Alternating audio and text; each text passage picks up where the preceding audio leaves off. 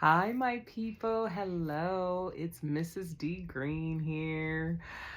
On this lovely Tuesday night, it is March 4th, 2025, and I just finished watching the White Lotus season 3, episode 3, episode for the second time. That way, memory could be refreshed because I did do it Sunday night. I was going to recap episode 2 and 3 together, but then I changed my mind and decided to just go ahead and do an individual review for episode 3 because I just, like I said, I want to kind of do an anthology of sorts. So whenever someone stumbles across this video and they watch the recap, you're able to go episode by episode.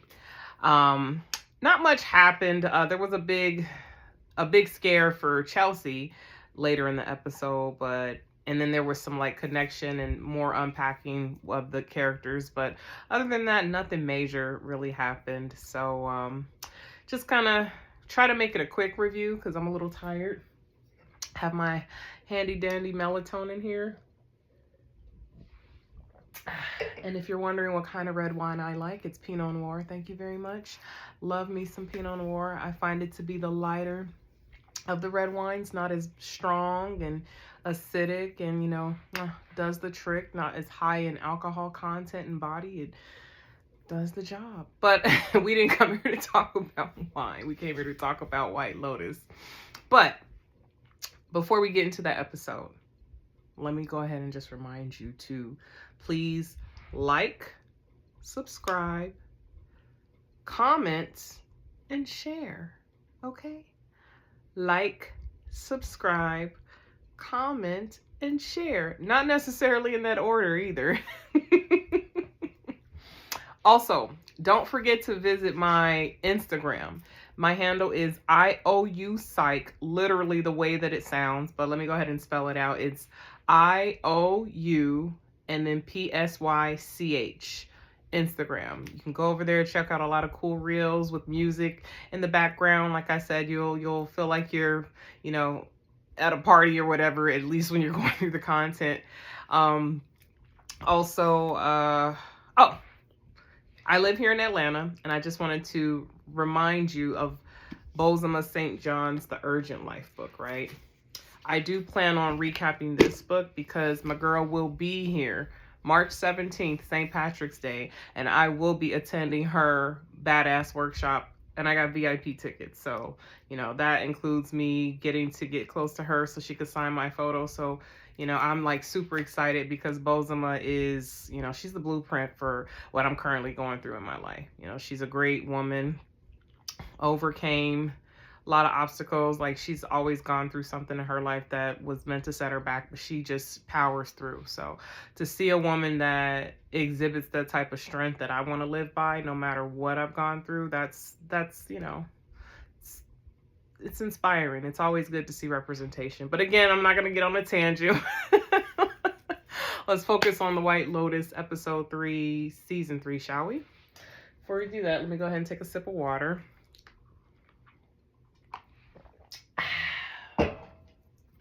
Like I said, when you drink, it's always good to hydrate in between. So if you have a sip water. If you have a glass of something, have a glass of water. That way you're not acting sloshed, right? Or feeling sloshed. There's always a balance.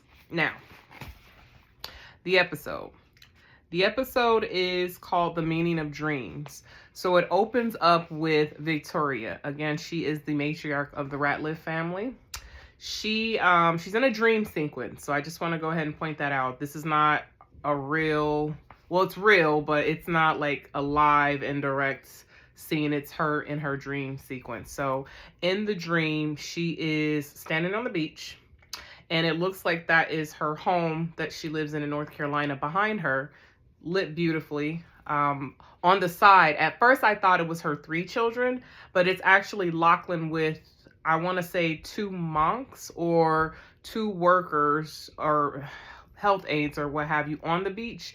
And he is saying in the background to her, or she hears him saying, this is what it looks like before a tsunami starts, or when a tsunami is coming. So Victoria is then walking towards the water while it is developing into a tsunami. So it pulls her in. And before she does so, she looks over at Lachlan, and I forget what it was, but it was like two people walk up behind her and they place this white robe over her, or white blanket, before she proceeds into the water, and then she proceeds into the water and she's sucked into the water. Clearly a sign for what's going on in the background. It's her intuition speaking to her in her dreams. Then she wakes up mid-dream, hears Timothy speaking to someone in the background, which I'm going to presume is the lawyer, and then there it is. That's what, gives her the kick she needs. Let me speak on that for a second. There is nothing more powerful than a woman that has tapped into her intuition. And there is nothing more super powerful than a woman that has tapped into her intuition and her dreams are speaking to her. You would be surprised how many things I've gotten out of because of my intuition. I may have been off, but I wasn't completely off, because that's the thing. You could feel something, but if you feel something about someone and they don't confirm it, it doesn't necessarily mean you're wrong. It may mean that that person's not in tune with their reality. So I just wanted to side note comment on the beauty of intuition and dreams. Some people call it the Holy Spirit. I also call it the Holy Spirit. So we're going to leave that on that. So the next scene, this is when it goes into breakfast. So Sritala, she goes over and she greets the three friends and they tell her, good job on the performance beforehand. Again, she did a phenomenal job. Good singer. Side note, me and my side notes. Speaking of singers, the actor that plays Gaitak, the, well-to-do, nice security guard that has a crush on Mook, he's actually a good singer. He has a pretty interesting story. I don't want to butcher his name, so I'm going to try to pronounce his name. I believe it's either Tamey, or Tame. I don't know. It's spelled Tayme. So, the name gods, please don't curse me. But he is a talented singer. He has a cover on YouTube of No Diggity. And, his natural person, the actor outside of the character he plays, the real person has a lot of swagger. I was like watching him like, oh, okay. Because in the show, he's clearly very timid, he's boldly timid, I should say. But, singing No Diggity, that actor had no qualms about singing it. The swagger came out. So I'll try to provide the link to it in the description of the video so you can go and check it out. But I was like impressed. I was like, oh, okay, look at him. Hidden talents. So anywho, back to the scene. So Sritala's greeting the three friends. And of course, she's speaking mainly to Jacqueline. So she clearly has a connection to Jacqueline being the actress of the group. Rick sees her. He staring intently. He's trying to make that connection or whatever. Then it goes over to the Ratliffs. They're at the table. Victoria's talking about her dreams. And then Saxon and Piper kind of, discuss the dream. Well, discuss the interpretation of dreams or whatever Piper says, because Piper comments that, Mom, maybe this dream is a warning, because she's describing to her what the dream was. And so she said, yeah, dreams are, they tap into the subconscious, or, they could be a warning of some sort. And then Saxon, of course, is in denial about it. He's like, oh, or maybe they're just this, totally surface. That's Saxon for you. And again, Piper's right. Piper's right. Dreams tap into the subconscious. So clearly Victoria is in tune with her husband and the situation. She's just probably lorazepammed out purposely because she's so in tune, but then her husband shuts her out. So in order for her to cope with it, that's what she does. She does her lorazepam, kind of similar to Rick, smoking his pain away because he hasn't felt the full grief of losing his father and losing his mother. So it only suppresses, it never goes away if you don't deal with it. So, okay, back to Rick. Rick sees Sritala and then he goes over to the table to greet her and, try to figure out where her whereabouts are going to be in Bangkok, because he plans on going there. Fabian's sitting there. Fabian totally gets overlooked because, he doesn't have that oomph about him. He doesn't make a command. He doesn't take command of when he's in the presence of other. He just kind of goes with the flow, which is odd because he's the resort manager. So go figure. Very passive in an assertive role. Rick's flirting with Sritala, you know, trying to get close to her and trying to get a little bit more intel. They exchange information. She gives him her card. They're probably going to connect when he goes to Bangkok because she's going there as well to be with her husband. So then Rick leaves the table, goes over to the table with Chelsea. Chelsea's trying to probe and figure out what's going on. And then she tells Rick, you know, you're very secretive. You're a Scorpio. I'm an Aries, Rick. I have to have everything else on the table. And I agree, Scorpios can be secretive. She tells Rick that she needs to know everything about him because when she asks him about what's going on, he tries to shoo her off and says it doesn't concern her. And she's like, well, everything concerns me. I'm your life partner. Ditto. Yeah, can't be private. And then Amrita comes over to the table and reminds Rick of their session that they have later. And then he tries to get out of it by saying he has a migraine.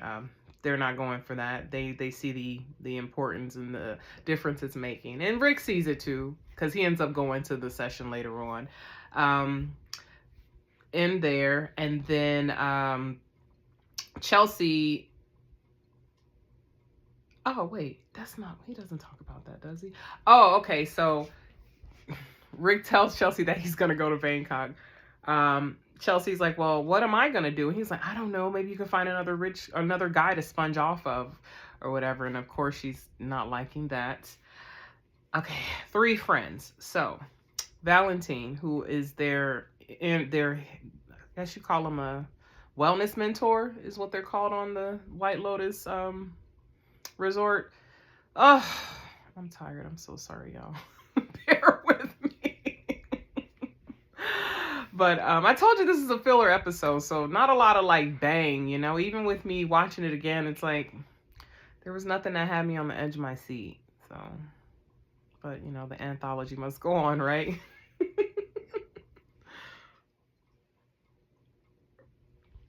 Oh man.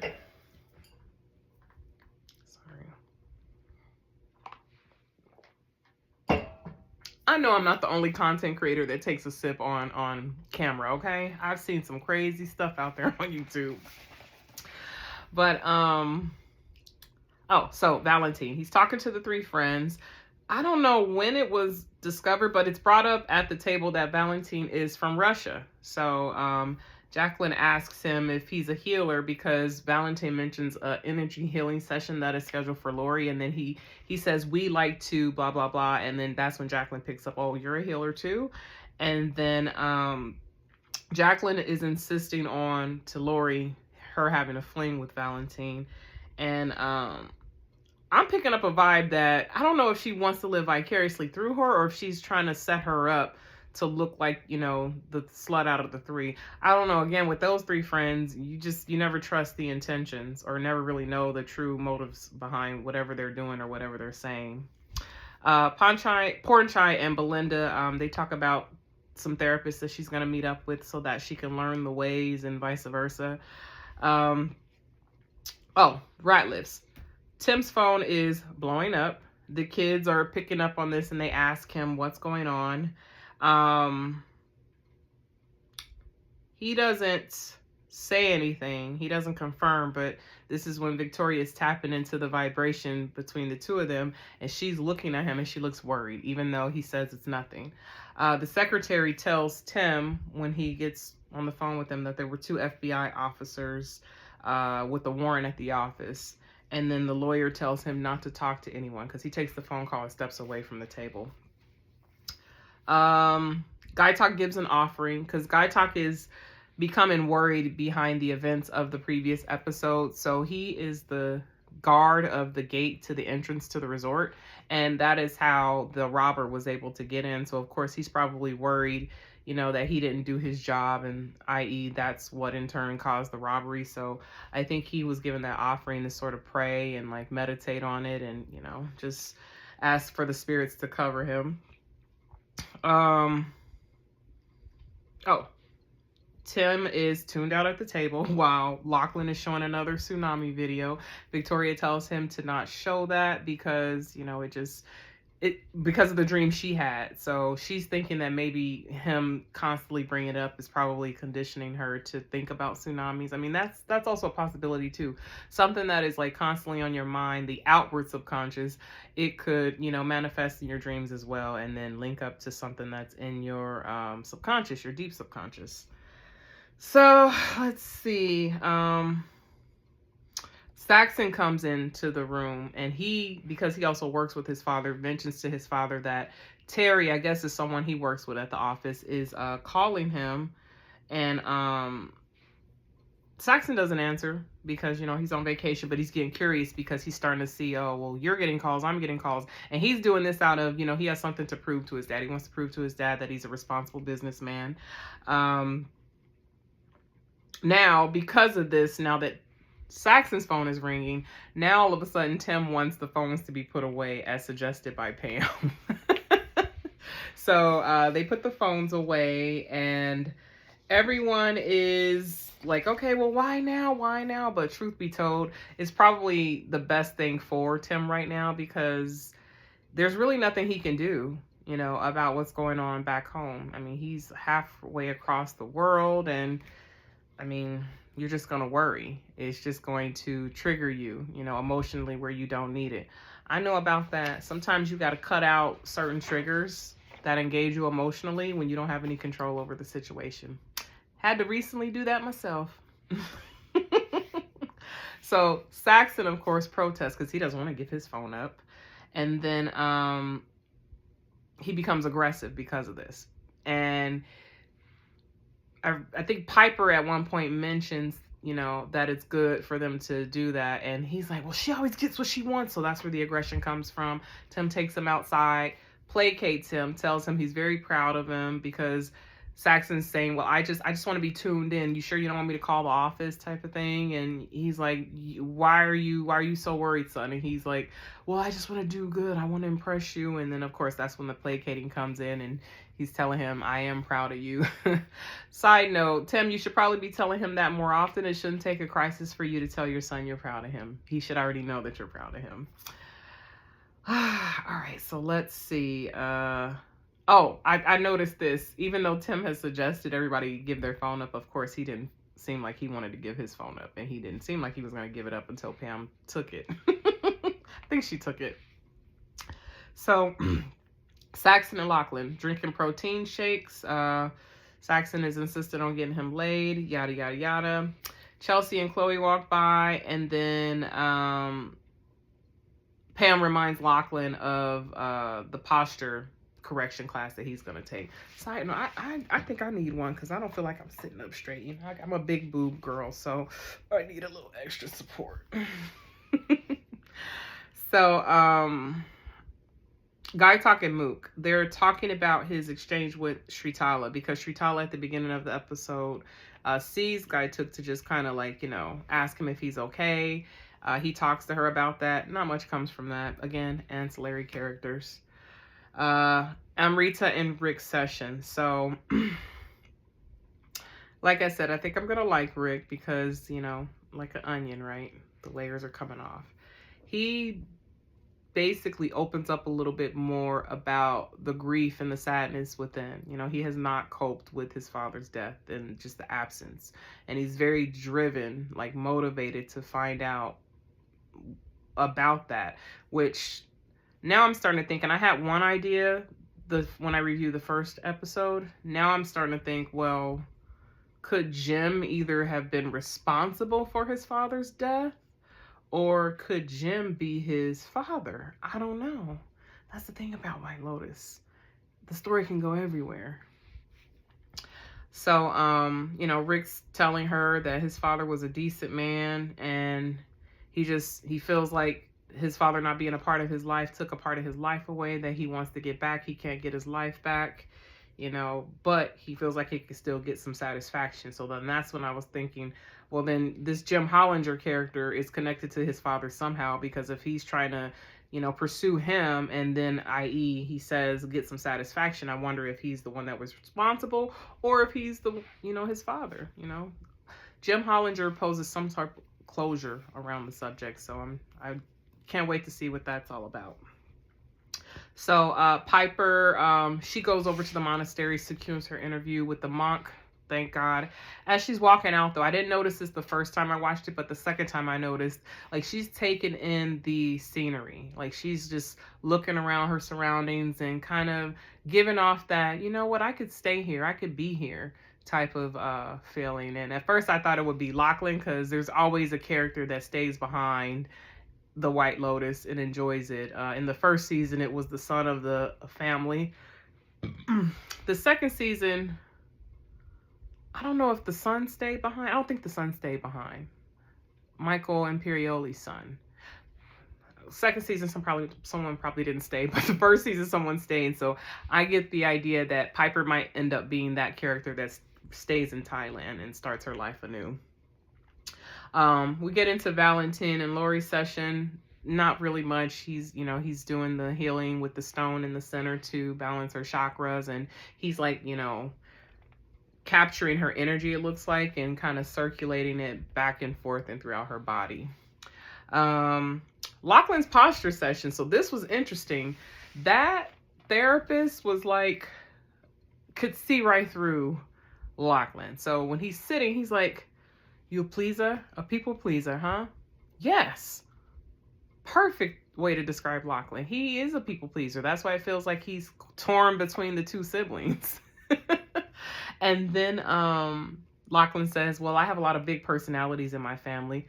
Again, yes, he does. He is like the kind of the fade in the background character. Even though Piper is the more modest and calm, she's got a big presence with her personality, because she stands her ground. And then the mom, even though she's sedated, again, big personality, big presence. And of course the dad and Saxon. So then the healer then says, the way Lachlan shows up is he shows up on everyone else's plane of reality. And then he asks him, but what is your reality? So then, of course, Lachlan's like, well, how long is this session? Getting real defensive. And then that's when the therapist says, you're sitting in a very defensive position now.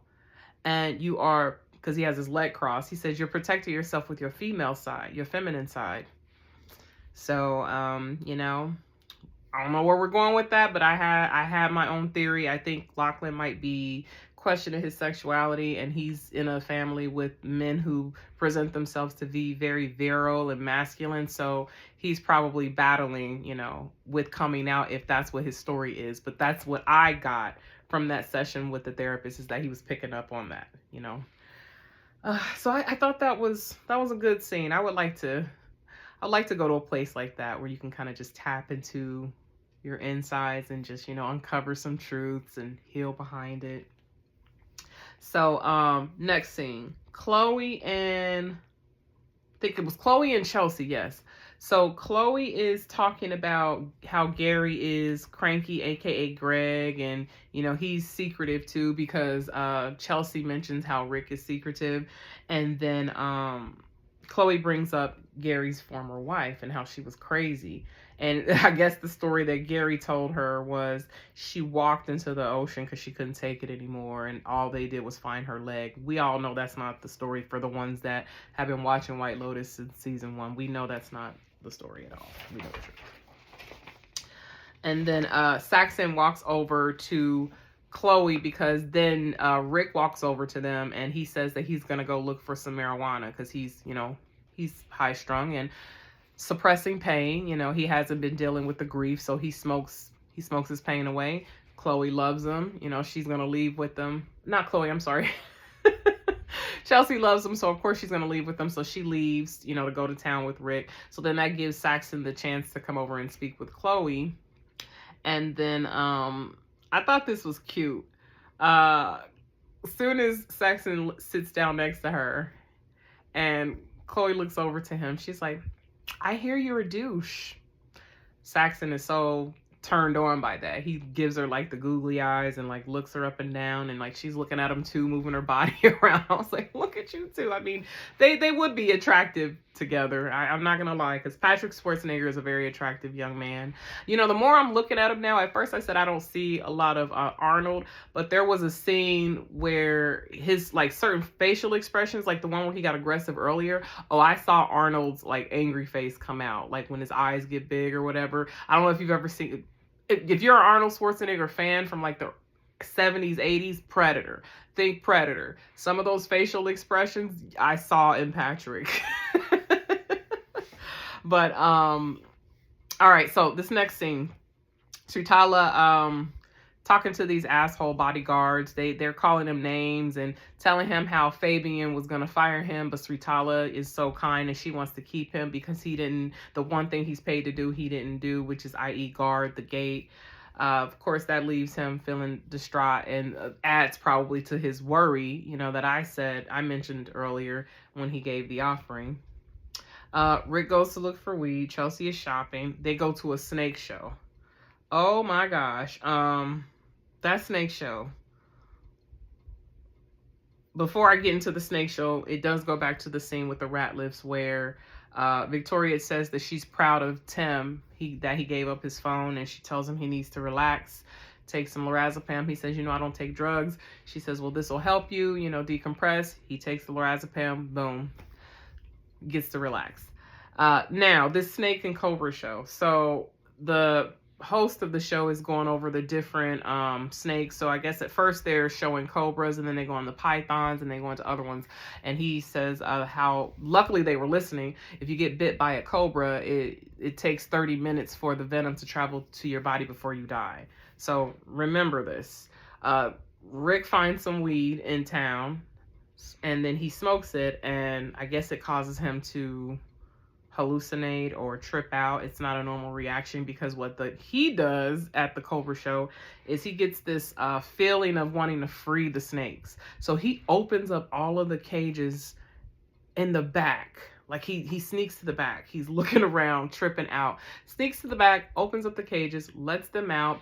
Chelsea starts looking for him. She finds him. He has this big ass, I think it's an anaconda in his hand. There's a scene when you like see different recaps of the season, like the trailer, you see Rick holding it, and that is the scene in which he's holding that snake in that trailer.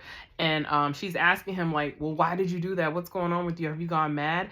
As she's asking him, she doesn't even feel it, because she was so focused on trying to find him and bring him down the center. His ass, there's a cobra right next to her leg, and oh my god, I'm flashing, I'm having flashbacks of it. The cobra gets her, and I was like, oh my god. I don't like snakes, y'all. I don't like snakes. I do not like snakes. So that creeped me out, because it was like it was standing right next to her and she didn't even feel it or see it. So of course that sends them into a frenzy. Rick sobers right up, because now his boo is on the brink of death. They rush her to the hospital. He chased behind the hospital taxi. For some reason they didn't let him get in with her, so then he has to get into his own separate taxi to go to the hospital. But they go to the hospital. She survives, thank God. She's at the table having dinner with Gary, Rick, and Chloe. And then Chloe points out, you know what? You've had 2 faces of death, you know, because of the robbery and now this, in the matter of 2 days. What's going on? And then she asks, you know, Rick, of course, why did he do it? He says he thinks that the weed was laced, which I could see that. If you look at the scene and you see how he's tripping out, I could definitely see that. That's why you don't get drugs from like foreign places, right? You know, if you got to have something, just go without if you go somewhere that you're not familiar with, because man, not worth it. So Chloe then tells him that they're going to have a party on a boat the next day. And she says that it's going to be cool because a lot of expats are going to be there. Rick is not feeling it, because he's like, well, you guys obviously agreed to this. And, you know, I'm supposed to be going to Bangkok. So why in the hell are we going to this, like, party? You know, I don't want to be around these people. Rick's not with it. So Rick seemed put off by that. The 3 friends go to their scene. They're discussing Lori's session with Valentine. Now this was interesting. This got a little deep, because again, these are 3 friends, but you know, true feminism and true support for womanhood. You support women no matter where they are. That's the tricky part. That's the tricky part. And so in this scene, you definitely see they don't really rock with Kate like that. So Kate talks about how she doesn't really believe in like Eastern medicine and modern, like that whole religion that's not, because she's Christian. So anything, she calls it like witchcraft. She says it's spooky or whatever. And then Jacqueline's like, well, I could say this about Christianity, that I feel is male centered. And then Lori's like, well, would you rather it be centered on a woman? And then Jacqueline's just pointing out how, you know, you have the man on the cross, and then he sacrifices his son, and it just seems like the women are just supporting characters on the sidelines. And so they're going back and forth in the whole like discussion of religion, and then they get into Trump somehow, because then it's brought up that, you know, Kate lives in Texas and she goes to church in Texas. And so Jacqueline obviously has an impression about Southern churchgoers. She calls them Bible thumpers, which I understand. You know, as a person that now lives in the South, I will tell you, when I first moved here, I had preconceived notions about the South growing up in the Midwest and then growing up as an adult in Southern California. So, I mean, it is what it is, right? But now that I'm here, because this is where I understood Kate. Kate was telling them how the church is very pretty and there's good families that go there, and she gets a good feeling going to church every week. I mean, I'm with you. Same here, Kate. I get it. So I like that they inserted this conversation, because, again, true feminism and friendship, you support each other no matter where you are on the drawing board in life. You know, as long as you're not hurting people directly with your actions, putting, you know, someone's child in harm's way, someone's family in harm's way, you know, just being a threat. Just let people be. You know, we're so radical nowadays. So, they ask Kate if she's a Trump supporter. She says, no, I'm actually independent, but my husband is conservative. So then they're like, oh, of course. And then they're just, you know, giving criticism. And she says, well, you know what? Why don't you guys basically come to Austin and visit me? You know, so you can see what it's like. And then they go into, oh, yeah, I need to hurry up and get down there. Yeah, of course you do. You ain't never visited your friend, but you're talking all this shit about where she lives. Justice for Kate in that scene, okay? Because they were doing her so wrong. I didn't like that. They were trying to single her out for her political beliefs. But, let's see. Oh, okay. So same scene, but now different table. So this is Belinda. So Belinda's talking to Pornchai about how she had been depressed and she's glad to be there. And she speaks about the events from season 1. So she speaks about how, you know, she was working with a woman flaked on her and then ran off with the guy. And then she's like, you know, and I could have sworn like, my mind's playing tricks on me. Like, she's recalling that guy is here. That is the guy. So then she brings it up again. Like, as she's talking about it, she works up the nerve to go over and talk to Gary. So she goes over and she says hi. Okay. She asks him if he knows Tanya. Was it Tanya McCoy? That was her last name. You know, he knew who she was talking about, but he's like, no. Totally blowing her off. I mean, we understand why, right? And then, you know, she's not letting back. Like, Belinda's like, no, I know for sure. I know you. And he continues to deny this. Everybody's picking up on, you know, the body language, their exchange. Chloe is not dumb. She's looking. And then this is when I looked at Chloe, because Rick mentioned something before, like they had like a weird partnership. So even though she was telling Chelsea about, you know, how Tanya died and how it's a secret, the way, and I don't know if he told her his name. I mean, I don't know if he told Chelsea, he being Gary, his wife's name, because she's telling the story to Chelsea in the other scene. But in this scene in particular, when Belinda's at the table, the way she was looking, it was like, oh shit, is our cover blown? Like, does she know? Did you not cover your tracks? It was strange. Again, it's White Lotus, y'all. Get into it. So the energy's weird. She walks away, but as she's walking away, Gary, aka Greg, is looking at her. He's looking at her like, oh shit. Oh shit. And then she's looking at him too. So there's like this back and forth of them making, not eye contact, but exchanges at each other. And then another table, Chloe is doing the same thing. She spots Saxon. She's giving Saxon the look, but she's obvious, she's not as covert as Greg was, because she's over there looking at Saxon and she's waving, like smiling and like, and he sees this, looks at her like she's crazy, then looks over like, slightly at Saxon like, all right, you little motherfucker, don't fuck with me. Because Greg is, this character, you could tell he is a diabolical, sinister dude. Like, he doesn't come off that way in the first season, but then after you see how he operated in the second season, and then now you see him, it's like, oh yeah, don't fuck with him. You don't know who you're dealing with. This dude is crazy. What the hell was that? Y'all, I'm in my room. My bathroom is right there. I thought I heard something. I was going to show you, but no, y'all don't need to see that. Oh, almost done. So Saxon tells, now we're at another table. We're at the rat list table. So Saxon tells the family that they're going to be going on a yacht the next day. And the mom, Victoria, she's like, who did you meet that has a boat here? And did you vet them?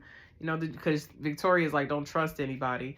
And then she's like, did you see if they had good character at least before we go on their boat? Saxon.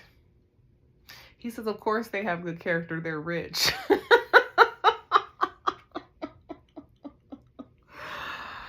And he's like, rich people can't be trashy. And so Victoria says, all rich people are trashy. Not Victoria, I'm sorry. Piper says all rich people are trashy. And then Victoria's like, I wouldn't say all that, but I thought that was funny that Saxon said they have good characters because they're rich. That's rich. So they're not feeling getting on the boat, but we'll see what comes of that, because there is a when they give you like a preview of the next episode, they do all end up going on the boat. So then now they go to the bedroom. So Chelsea and Rick, Chelsea says, what was going on with you? You went mad today. You let out a whole bunch of like venomous snakes. And then she tells him that snakes are evil, you should read the Bible. And Rick's like, even evil things need to be treated good, otherwise they'll become more evil. I don't like the fact that they're trapped and they need to be released. So obviously he links what he saw in the snakes when he was going through his trip, probably about how he feels. He feels trapped and just wants to be released. So, Poor Chai and Belinda. So poor Chai walks Belinda to her door. He tells her, may you have good dreams of me and I have good dreams of you. And she's like, is that a Thai expression? Like, what you trying to say? You trying to say you want to hit this, or you want to... So then he leaves. And when he leaves, he says, tipsy, tipsy. And she says to herself, what are you dreaming about? And then she hears like this creaking in her room. Nothing happened. They go to the next scene, but hopefully everything is okay. So, the three friends. So this, again, justice for Kate, at least in this situation. So, she's sleeping, but she wakes up again. Now, I don't know. No, this couldn't have been a dream, but it's funny. She's waking up. It's kind of similar to how Victoria was at the beginning of the episode. She's waking up and she hears something. So it's like her worst dreams coming true, the way her friends feel about her.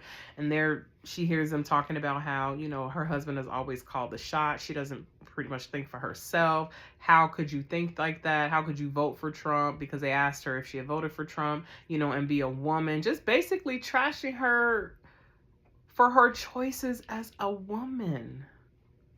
Again, we are too radical. Like, let her be. And I'm not saying this because I'm a Trump supporter or anything. I'm a person supporter. Let's get that straight. So I don't want nobody coming on here thinking, oh, is Mrs. D. Green conservative? No, I'm not. But I feel like people need to chill the fuck out and stop trying to oppress other groups when you get a little power, because that is the magic.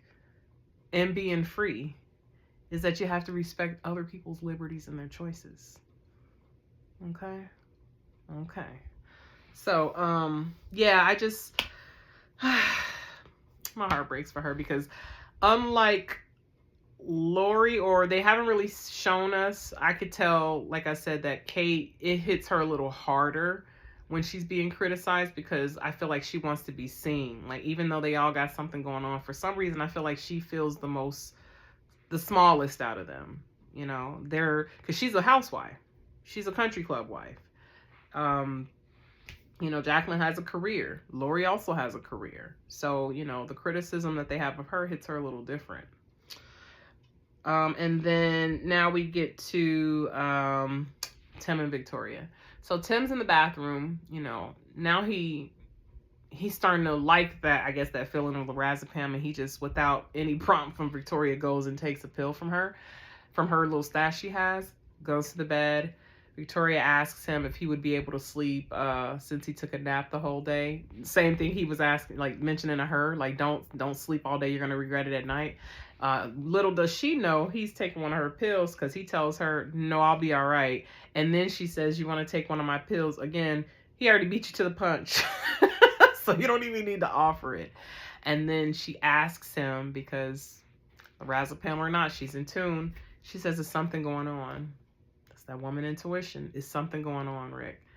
And not Rick, Tim. And he says, nothing is going on. And camera pans out. That's the end. So I don't know. It was a pretty good episode. More filler. You know, again, it's tying the story together. Not all of them are gonna have exciting elements about them. Like, other than Chelsea getting bit by the snake. I mean, that was pretty much it. And maybe Belinda discovering that she does recognize Gary, and then walking over to him and asking him. So yeah, we'll see what happens next week.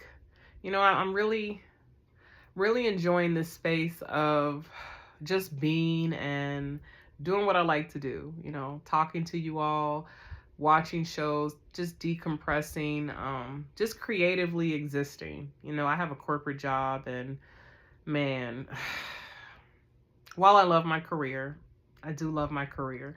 I love being a busy woman. I love being important at my job. I love that my daughter sees this. I love that I get to work from home. I love it. But given that I'm going through a transition and I'm grieving, right? And I'm just trying to find peace within. It's telling when a certain sound you hear on your phone that used to get you so like going, like I was that hungry, you know, junior corporate coming up, and now I'm in that mid position, and I used to be so excited when I heard that ting, you know, that Teams ping, and now it freaking drives me crazy sometimes when I hear it. So I don't know. I'm going to talk to God. I'm just following what God is telling me to do. God told me to start channeling my grief into creative outlets, and that's what I'm doing. So we'll see what happens with that, right? But with that being said, like I said before, please like, comment, share, and subscribe. Not necessarily in that order. Don't forget to visit my Instagram. It's IOUPsych. Again, IOUPSYCH. I'll try to remember to put the link to Guy Talk, aka Tammy's cover of No Diggity, in the description. And I hope you got something out of this recap. Till next time, my fabulous people, you guys have a great evening or morning or whatever time of the day you're watching this. Peace and blessings. Bye.